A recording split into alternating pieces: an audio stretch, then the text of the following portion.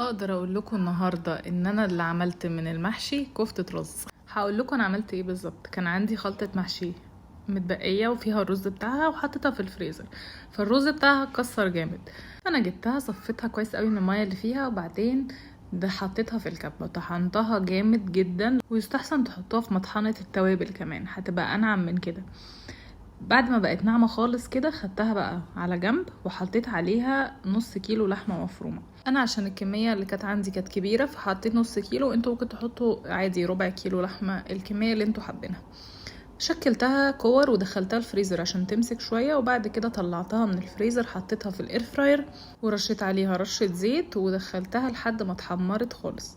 هبدأ بقى اعمل الصوص بتاعها.